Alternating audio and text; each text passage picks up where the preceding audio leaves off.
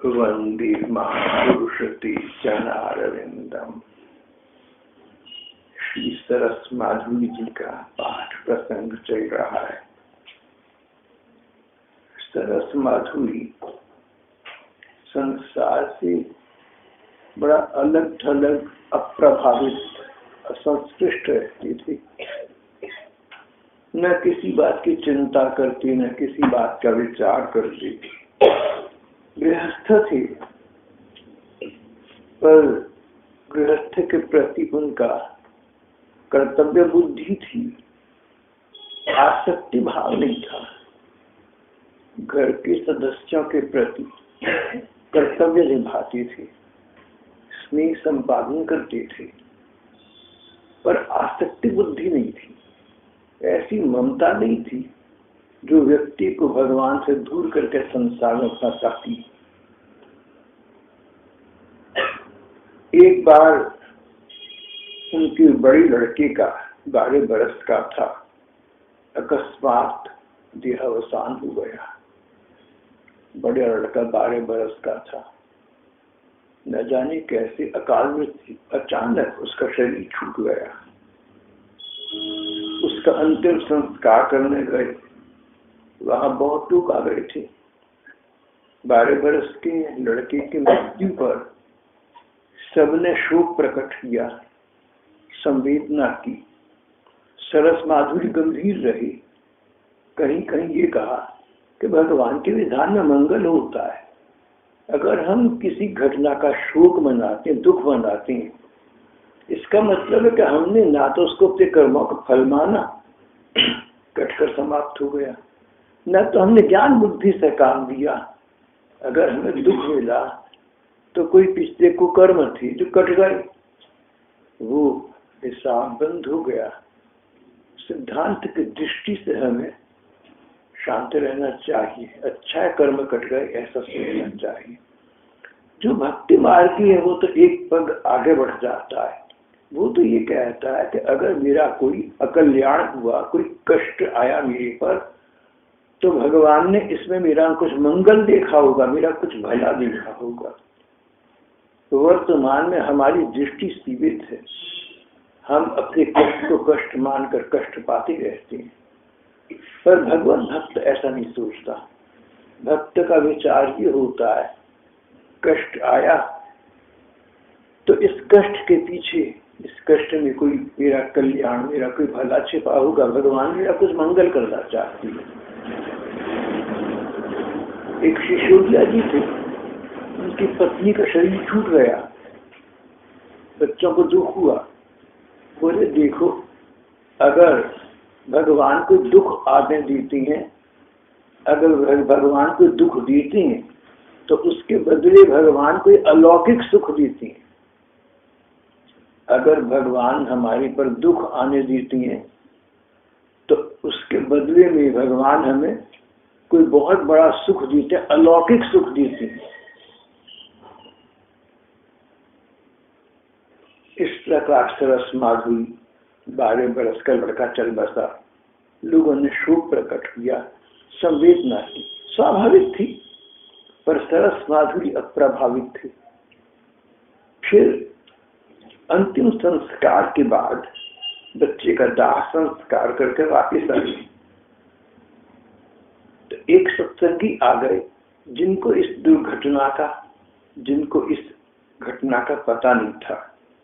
वो उन्होंने भागवत का हिंदी कविता में कुछ अनुवाद किया था, उसको सुनाने के बड़े शौकीन थे और जानते थे कि सरस माधुरी जी महाराज स्वयं भागवत के वक्ता हैं, तो उनको तो अच्छा लगेगा ही। वे सत्संगी भाई आए और बोले कि महाराज जी, मैं आपको भागवत का अनुवाद मैंने कविता में किया, हिंदी कविता में सुनाना चाहता हूँ। माधुरी शरण जी, सरस माधुरी जी प्रसन्न चित्त से बोले, भैया सुनाओ ना, बहुत अच्छी बात है। वो कवि थे और कलाकार लोग अपनी कला की सराहना सुनकर प्रसन्न भी होते हैं। उनकी कविता थी भी अच्छी। वे अपनी हिंदी कविता में भागवत का भाषानुवाद बड़े उल्लास उमंग से सुनाती रही और सरस माधुरी जी उसे बड़े भाव से सुनते रहे। जब वो सत्संगी भैया जाने को हुई तो 2 व्यक्ति आए जो बच्चे की मृत्यु पर शोक प्रकट करने के लिए आए थे। उन्होंने आकर कहा कि महाराज जी 12 बरस का बच्चा चला गया, बड़ा दुख पहुंचा। तो उस व्यक्ति ने पूछा, कवि ने पूछा सत्संगी भैया ने, क्या कह रहे हो? बोले लड़की का दाह संस्कार करके आ रहे हैं। वो चकित रह गया। बोले महाराज जी आपने कुछ कहा ही नहीं, ये तो ऐसा समय नहीं था कि मैं आपको कविता सुनाता। लड़के का दाह संस्कार करके आ रहे, मैं आपको कविता सुना रहा हूँ और आप उसमें रुचि ले रहे हैं, मैं चकित हूँ आप पर। उसने कहा महाराज जी आप मुझे क्षमा करें, मुझसे बहुत भूल हो गई, मैं बड़ा गलत अवसर पर आ गया। सरस माधुरी जी ने कहा भैया गलत बात तो तुम अब कर रहे हो। देखो लड़के का दाह संस्कार करके मैं आया तो मेरे पास रोने वाले आते, शुभ मनाने वाले आते, उससे कोई लाभ ना होता। क्या होता? कुछ भी नहीं। तुमने आकर मुझे भागवत की कविता सुनानी शुरू कर दी, मेरा मन शांत रहा। आते ही मुझे सत्संग मिल गया। अरे ये तो श्री ठाकुर जी का कृपा प्रसाद है, कहाँ कहाँ उपलब्ध होता है। नहीं तो मृत्यु बच्चा शोक संवाद और यही बातें चलती रहती।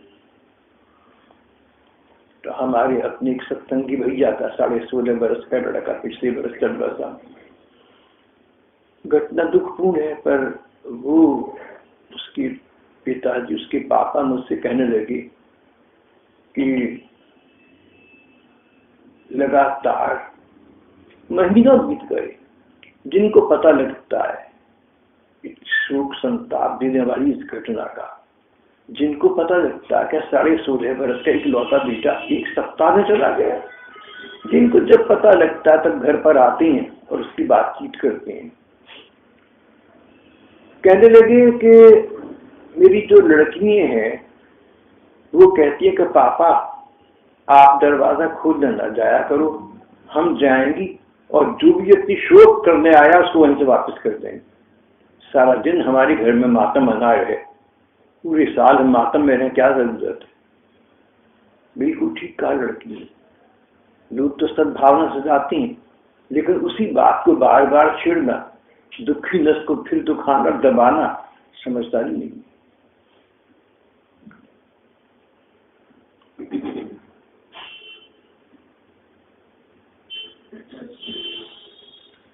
सरस माधुरी जी उन सत्संगी कवि से कहने लगे, आपने तुरंत आकर बहुत अच्छा किया, आपने भागवत की कविता मुझे सुनानी शुरू कर दी, मेरा स्थिर चित्त हो गया, मन शांत रहा। नहीं तो आने जाने वाले लोगों की इन्हीं बातों में हम पड़े रहते। मैं तो आपका कृतज्ञ हूँ।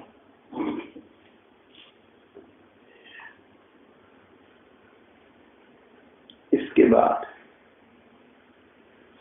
देखिए दुर्योग की बात, दैव का दुर्विवाह। इसके बाद उनके एक पोते का देहांत हो गया। तब सब लोगों ने फिर शोक प्रकट किया। पहले एक लड़का चला गया, फिर उसके बड़े भाई का ये बेटा चला गया। बड़े दुख की बात है।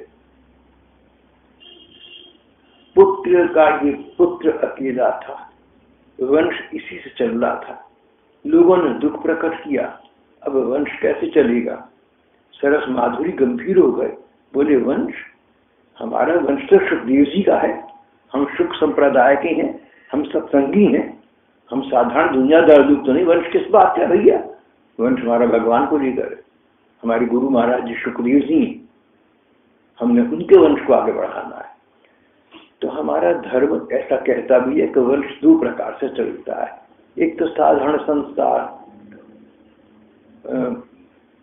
दादा पिता बेटा पोता इत्यादि, ये तो संसार में होता ही है। दूसरा है गुरु परंपरा में वंश का चलना। गुरु परंपरा में चैतन्य महाप्रभु गुरु और उनका चेला, उनका शिष्य, मान लो रूप या सनातन, फिर उनके शिष्य, रूप सनातन के शिष्य जैसे जीव गोस्वामी थे, तो चैतन्य महाप्रभु के एक प्रकार से पर शिष्य हो गए, पड़पोते हो गए, पोते हो गए, पड़पोते। गुरु से वंश परंपरा का चलना ज्यादा अच्छी बात है, ज्यादा ठीक बात है, क्योंकि ये वास्तविक है, ये आध्यात्मिक है, ये संबंध अनंत है। सरस माधुरी जी ने कहा कि मेरे बेटे का बेटा चला गया, हमारा वंश नहीं चलेगा। ऐसा न समझो, हमारा वंश तो हमारे गुरुदेव का, हमारे सुखदेव जी महाराज का है। सुख संप्रदाय ही हमारा वंश है। अब हम सांसारिक नहीं रहे, अब हमारी दृष्टि संकुचित नहीं रही, अब हम तंग दिल नहीं रहे, अब हमारा विशाल हृदय हो गया। उदार चरिता नाम तू वसुधैव कुटुंबकम। जो भगवान के भक्त हैं, सारी पृथ्वी उनका संसार बन जाती है, उनका परिवार बन जाती है, उनका घर बन जाती है। हमें शोक करने की कोई जरूरत नहीं।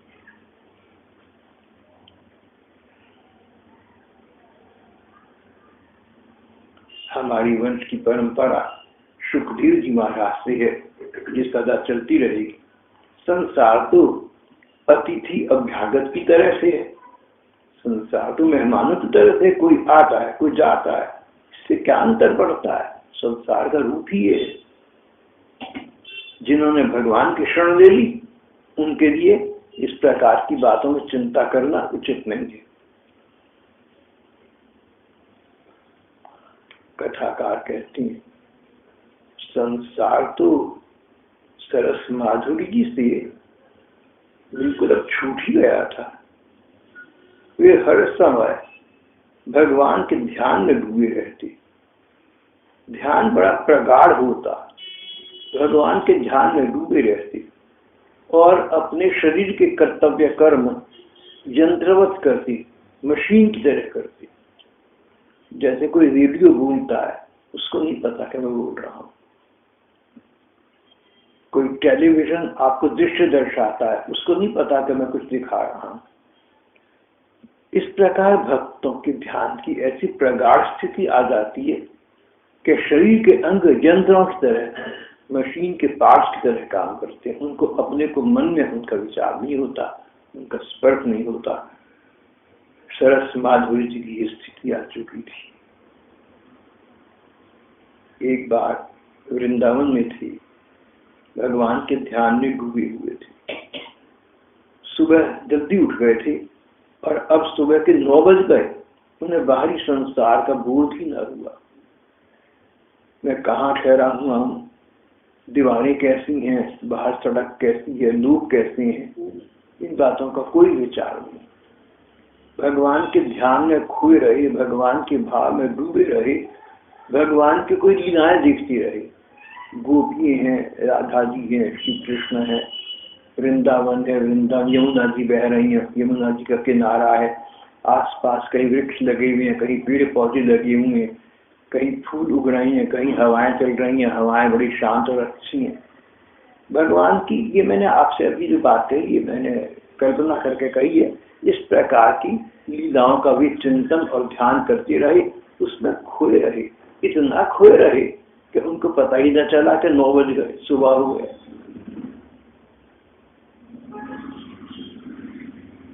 देर तक उनके कोठरी का दरवाजा बंद देखकर एक सत्संगी ने दरवाजा खटखटाया। तब वे चौंक कर उठे, दरवाजा खोला, पर भाव में डूबे हुए भी थे। दरवाजा उन्होंने यंत्रवत खोल दिया, मशीन की भांति खोल दिया, और उनका कोई मन का स्पर्श न हुआ। उसी समय शौच के लिए चले गए, लौटकर आए, बिना हाथ मुंह धोए कोठरी में जा बैठे। उस सत्संगी ने कहा कि महाराज जी, आपने शौच से आकर हाथ ही धोए? बोले, भैया तुमने अच्छा करा बता दिया, भूल गया था। फिर जाकर हाथ पांव धोए, मुंह धोया।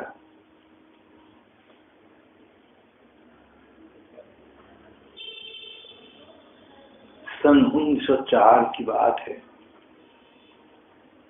एक सन 1904, आज से 108-9 बरस पुरानी बात। राधाष्टमी का उत्सव आ रहा था। ऐसी एक घटना घटी जिसने उनके जीवन में अभूतपूर्व परिवर्तन ला दिया, बहुत ही उनकी जिंदगी बदल गई। राधाष्टमी पर बरसाने में राधा जी के अभिषेक के दर्शन करने का निश्चय किया। 15 सितंबर को जयपुर स्टेशन से 8 जने चल पड़े, 8 भक्त थे। मथुरा पहुंचे सुबह 7, मथुरा पहुंचे प्रातः 9 बजे। रात भर पानी बरसा था, उस समय भी बारिश हो रही, रास्ते में कीचड़ थी, इसलिए वहां से गोवर्धन जाने को कोई सवारी न मिली। बड़ी मुश्किल से एक घोड़ा गाड़ी मिली, उस पर सबने अपना अपना सामान रखा और स्वयं उसके साथ पैदल चल पड़े। गोवर्धन पहुंचे, शाम 5 बज गए थे। यहाँ से भी वर्षा के कारण बरसाना के लिए कोई सवारी न मिली। एक बैलगाड़ी मिली, जिसने दूसरे दिन प्रातः चलने को कहा। लाचार हो सबको रात गोवर्धन ही काटनी पड़ी। दूसरे दिन सवेरे सवेरे अंधेरे में उठकर बैलगाड़ी में सामान लादा और बरसाना के लिए पैदल चल पड़े। बरसाना के सीमा पर 4 बजे पहुंचे।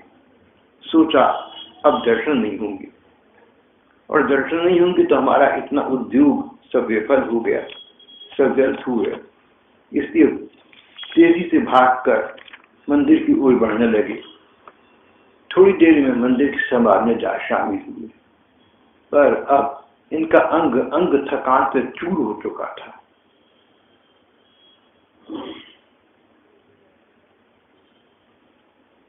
मंदिर के गोसाई जी रामचंद्र जी ने इन्हें एक स्थान पर पास में ही ठहरा दिया।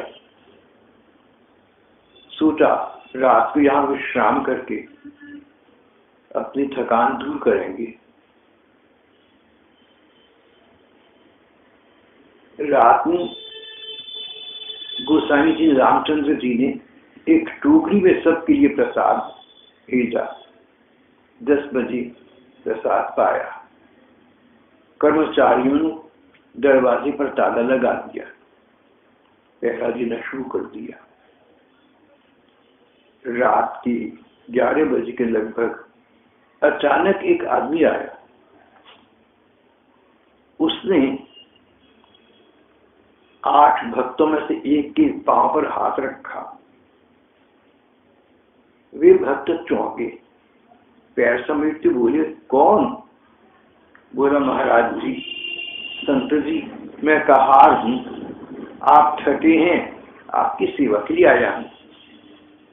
तिवारी में टिमटिमाती दीपक के उजाले में उन सत्संगी ने देखा एक सांवले रंग के युवक को। पूछा, कहाँ रहते हो, किसने भेजा है? बोले, गोसाई रामचंद्र के पास से आया हूं ना, उन्होंने भेजा है। जो गोसाई जी ने जो आपको यहाँ प्रबंध कर गए, उन्होंने भेजा है कि भैया 8 साधु आए भक्त लोग हैं, इनके जाके पाँव इनके दबाओ, इनके शरीर को मालिश वालिश करो, बहुत थके हुए। गोसाई रामचंद्र जी के पास रहता हूँ, उन्होंने भेजा है।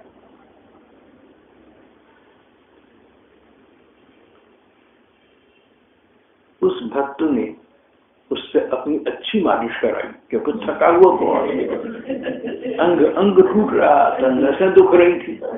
जितनी ये कर रहा था सर थोड़ी सी और कर दे भैया, बड़ा सुख मिल रहा था, आराम मिल रहा था। किसी के बुजुर्ग के शरीर में थकान हो और पाँव टांग दबाओ तो उसको चैन मिलता है। छोटा बच्चा था मैं, तो माँ हमारी कंबल लिहाफ लेकर वो लेटी रहती थी, उनके पाँव में टांगों में दर्द होता था। तो कभी शाम मुझे कहती थी, शाम टांग दबा दी, तो मैं पाँव टांग दबाया करता। उनका स्वभाव था 2 मिनट के बाद बोली, अच्छा बस हो गया, कब हो गया, 2 मिनट के बाद कहती थी। तो एक दिन मैं काफी देर दबाता रहा, उन्होंने कुछ नहीं कहा। मैंने कहा आज क्या हो गया? तो मैंने उनसे कहा, मैंने कहा दबाने से कुछ फायदा हुआ? वही क्या दबाया? मैंने कहा मैं पाँव टांग दबा रहा था, हमारे मदर से कहा, वहां से कहा। तो पास में मेरा छोटा भाई भी उनके साथ लेटा हुआ था, कहता ये तो मेरी चाट आया। ये छोटा 4 साल छोटा भाई अपने पाँव टांग दबा रहा, इसको तो पता ही नहीं है, दबाने दो कोई बात नहीं।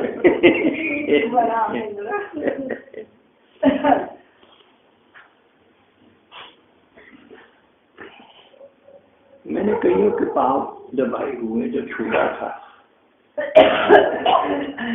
सब्जी मंडी में एक बननी बुढ़िया माता जी रहती थी, उनके भी पाँव में टांगों में दर्द रहता था। तो मैं रोज आया करता था, रोज उनकी चरण सेवा करता था। वो मुझे बहुत दुआ देती थी, बहुत प्रकार प्रकार की दुआएं दिया करती थी।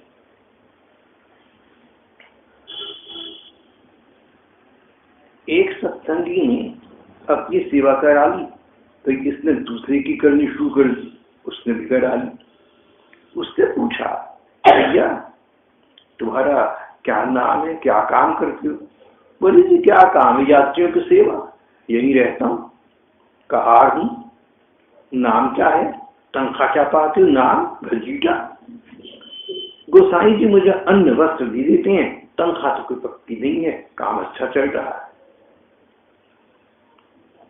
सरस माधव जी ने सोचा कि चलो श्री जी ने कृपा करके किसी को प्रेरणा कर दी और वो हमारी चरण सेवा के लिए आ गया। भजीटा ने इनकी मालिश शुरू कर दी। उसका हाथ बड़ा मुलायम था, मालिश में कष्ट जरा भी नहीं। बहुत देर तक शरीर की रग रग और चले उसने तो अच्छा दबा लिया। बहुत देर तक शरीर की नस नस और कथाकार कहते शरीर की रग रग और पुट्ठे पुट्ठे तो पुट्ठे में ना साधन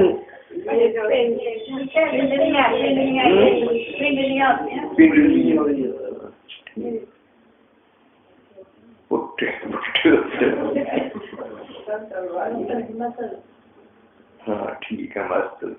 तो मैंने कहा पट्ठा लिखा है, तो मैंने कहा इसका क्या मतलब होता है?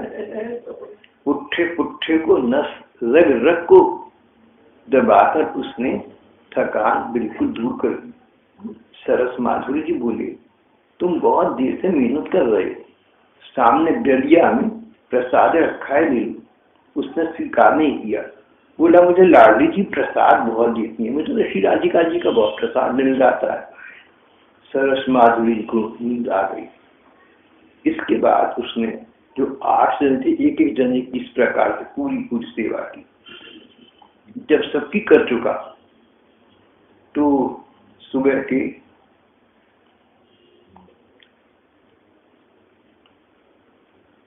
सबकी सेवा कर चुका, जाने को हुआ।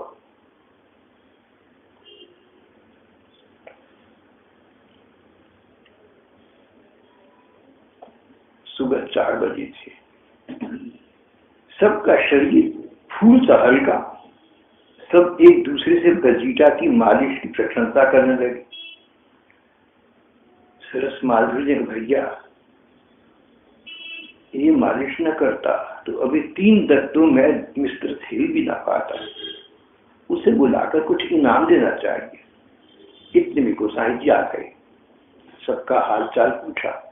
सरस माधुरी ने दंडवत किया, गोसाई जी आपने उस कहार को भेजकर हम पर बड़ा उपकार किया, उसने मालिश कर सबके शरीर में नई जान डाल दी, उसे बुला लीजिए, कुछ इनाम दे जाए। गोसाई जी कुछ बहुत चक्के से खड़े सुनते रहे, फिर बोले आप क्या कह रहे हैं, मैंने किसी को नहीं भेजा, हमारे पास कोई कहार है ही नहीं, कहार तो पूरे बरसाना में नहीं। सबने कहा गोसाई जी वह कहता था कि वह आपके यहाँ रहता है, आप उसे अन्न वस्त्र देते हैं, अतिथियों की सेवा करना उसका काम है, वो झूठ क्यों बोलता? यदि आदमी आपका नहीं था तो हम में से एक को छोड़कर सबके पैर दबाकर बिना कुछ लिए चला क्यों गया? एक को भी न छोड़कर। गोसाई जी ने अपने लोगों से पूछा कि रात कोई आया था? बोले नहीं, यहाँ तो गेट पर दरवाजे पर, बड़ी दरवाजे पर ताला लगा हुआ था। गोसाई जी बोले देखिए आप लोगों को भ्रम हो गया। सरस माधुरी का गोसाई जी भ्रम नहीं, आपको ठीक ठीक बता रहा हूँ। 8 जनों ने कहा कि गोसाई जी ठीक कह रहे हैं, हमारे साथ भी ऐसा हुआ है। गोसाई जी के आंखों में आंसू भर आए। बोले, आप लोग धन्य हैं, आप पर लाल जी की कृपा हुई है। सचमुच किशोरी जी ने आपकी सेवा के लिए नित्य किशोर लाल जी को, बाल कृष्ण को, श्री कृष्ण को भेजा। वे ये रूप धारण करके आई थी। ऐसी चमत्कारिक लीलाएं कभी कभी यहाँ पर हो जाती हैं, जिनका हमें आने जाने वालों से पता लगता है। गोसाई जी की बात में शंका करने की कोई गुंजाइश नहीं थी। इसी बात सुनते सबकी आंखों से आंसू बहने लगे। कोई कांपने लगा, किसी को रोमांच होने लगा। सब न जाने कैसे हो गए। कईयों की भाव समाधि दिख गई, कई लोग ध्यान मग्न हो गए। संसार संग का मानो को संबंध ही ना हो। कोई रो पड़े और किसी पे रोते रोते लूट फूट करने लगे। कोई हार आधी हार कृष्ण कहकर चीखने लगे। सब लोग एक अचिंत्य भाव समाधि में डूबकियां खाने लगे। राधाष्टमी के दिन दर्शन करके लौट जाना था, पर सब लोग 5 दिन राधा जी के चरणों में वहीं पड़े रहे। सबकी धारणा बन चुकी थी कि श्री जी ने, श्री राधिका जी ने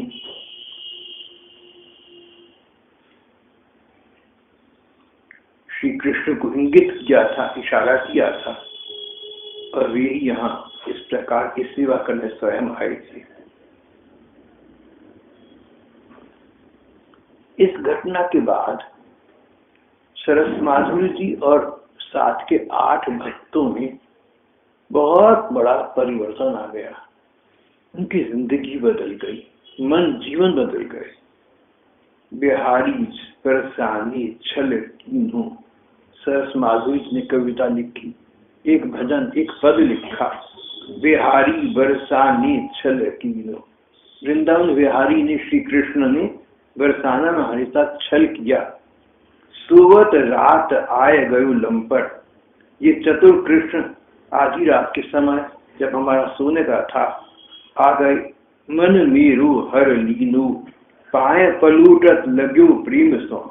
बड़े प्रेम से पाए पलूटी, मेरे वह रंग भीनु। नाम भजीटो अपना अपन बतायो। झूठ बोलता था, कहता था मेरा नाम भजूटा।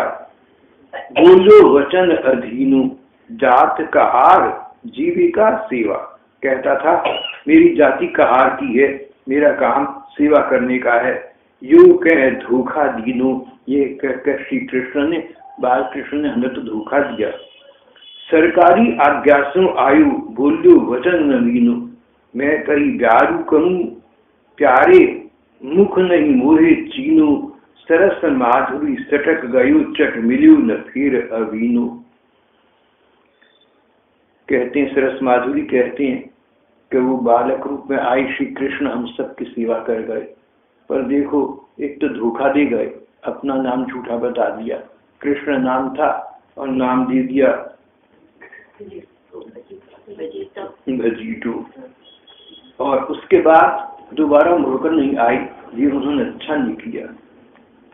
एक अन्य पद में उन्होंने कहा, प्रातः उठ के मन में पछतानी। सुबह को उठकर मन में बहुत पछतावा हुआ। छलिया छल कर गयो सखीरी, ये निश्चय कर जानी। पता चल गया कि छलिया कृष्ण हमारे साथ छल कर गए। पूछे बरसाने के वासी, कही बतियां सुखदानी। यहाँ भजीटा रहत न को, ठग कर गयो गुमानी। पूछने पर पता लगा कि भजीटा नाम का यहाँ कोई व्यक्ति रहता ही नहीं। श्री कृष्ण हमारे साथ ठग ही कर गए। खटक रही नटखट की करुणी, हो रही प्रेम दीवानी। नटखट श्याम सुंदर ने हमारे साथ भी नटखटी, हमारे साथ भी बहुत चंचलता बरत दी। सरस माधुरी भूल की डारी, सुध बुध सकल भुलानी।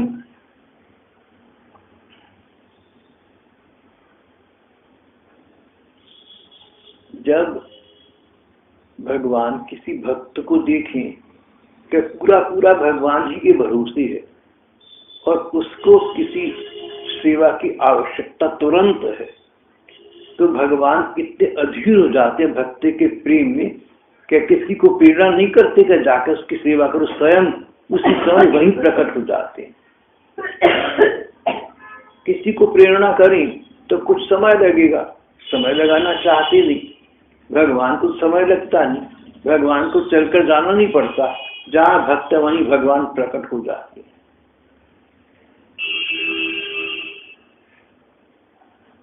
इसलिए भगवान अपने भक्तों की इस प्रकार की सेवकाई भी कभी कभी कर देते हैं। जब से सरस माधुरी को भजीटा के वेश में श्री कृष्ण ने दर्शन दिए, तब से उनकी प्रत्यक्ष दर्शन की लालसा अधिक उद्दीप्त हो गई। भगवान आई, एक सेवक के रूप में आई, चले गए। इस घटना से सरस माधुरी समझ गए कि स्वयं श्री कृष्ण उन्होंने ऐसा चूड़ा धारण किया, उन्होंने ऐसा कपट वेश हमारी सेवा के लिए बनाया। अगर श्री कृष्ण हमारे पास कपट वेश धारण करके आ सकते हैं, तो वही श्री कृष्ण साक्षात अपने कृष्ण रूप में भी तो आ सकते हैं। अब उनके मन में एक आग उत्पन्न हो गई, हृदय में एक जलन पैदा हो गई, एक अगन उत्पन्न हो गई।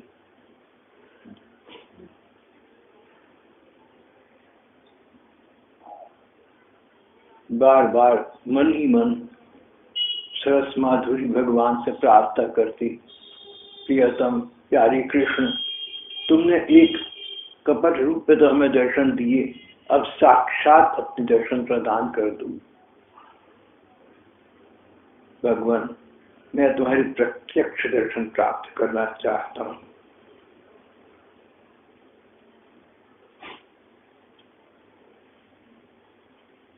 मोर का मुकुट तुमने धारण किया हुआ। मोर का महत्व आप जानते हैं ना, आजकल के देश में, आज के परिप्रेक्ष्य में राष्ट्रीय पक्षी, राष्ट्रीय पक्षी। और बताओ, और इससे पवित्र जानवर बोलेंगे। ठीक है, बिल्कुल ठीक है। और बताइए। इसके पंख वगैरह घर में रखने से काफी वो जी। आज के दिन सन 1964 में भारत सरकार ने इसको राष्ट्रीय पक्षी का खिताब दिया था। आज 31 जनवरी को मोर को राष्ट्रीय पक्षी के रूप में सम्मानित किया गया। भगवान कृष्ण मोर पंख धारण इसलिए करते हैं, जैसा भी भैया ने इसने कहा कि इस पक्षी को पवित्र पक्षी माना गया है।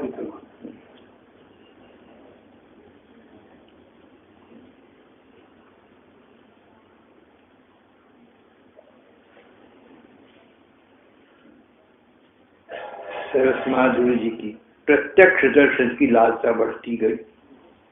उनके प्राण भगवान की विरह के अग्नि में छटपटाने लगी, वे विलाप करने लगे। मोहे कैसो बिसारी बिहारी पिया, निशिदिन बाट निहानु तुम्हारी, बिन देखे अकुलात दिया। रात दिन तुम्हारी प्रतीक्षा करता रहता हूँ, तुम्हारे लिए हृदय मेरा अकुलाता व्याकुल रहता है। विरह वियोग रोग मुनि लाग्यो, तुम्हारी वियोग का, तुम्हारे प्रेम का मुझे ऐसा रोग लग गया है। अजम न आ निज दर्श दिखायो, कि मेरे से कुछ काम नहीं होता और तुमने आज तक आकर मुझे अपने दर्शन न दिखाए।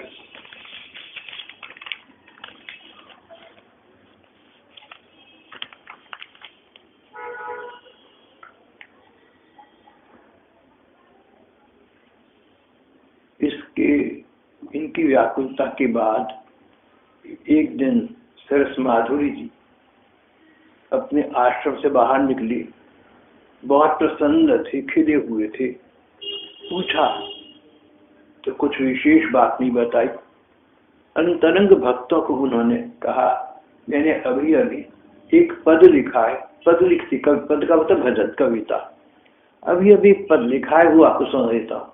उस पद में उन्होंने कहा, हे श्री राधिका जी, हे श्री कृष्ण, आपने मेरे हृदय की उत्कंठा को परिपूर्ण कर दिया।